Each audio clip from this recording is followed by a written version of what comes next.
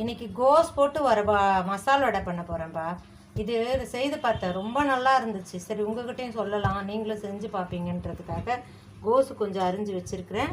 ஒரு ஆழாக்கு பருப்பு ஊற வச்சுருக்கேன். ஒரு சின்ன வெங்காயம், கொஞ்சம் கொத்தமல்லி, இங்கே பாருங்கள், இஞ்சி, பச்சை மிளகாய், ஒரே ஒரு காஞ்ச மிளகாய், உப்பு.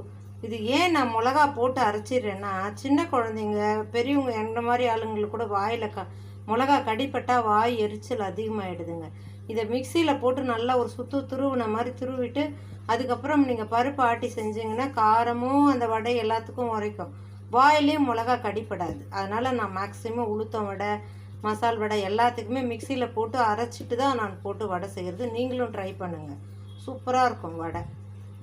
நம்ம இன்றைக்கே இதெல்லாம் சேர்த்து அரைச்சி ஒரு வடை பண்ணலாம். அரைச்சிட்டு வரேன். இப்போ பார்த்தீங்களா, நம்ம மிக்சியில் போட்டு இந்த மாதிரி ஒரு சுற்றிக்கிறது. இப்போ பருப்பை போடலாம். பாருங்கள், நரன்னு இருக்குது பாருங்கள். டிம்ரிப்பில் அரைங்க.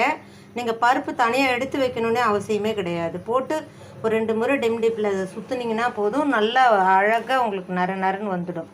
இப்போ பெருங்காயம் போட்டுக்கலாம். நம்ம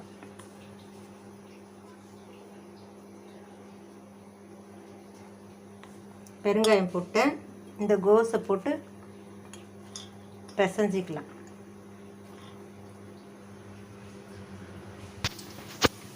இந்த மாதிரி தான்ப்பா இருக்கும், உதிராக தான் இருக்கும். நல்லா அழுத்தி உருட்டி போடுங்க, நல்லாயிருக்கும் வடை.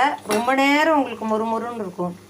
நல்லா உள்ளுக்குள்ளே இருக்கிற அந்த காய் எல்லாமே வெந்து சூப்பராக இருக்கும் வடை.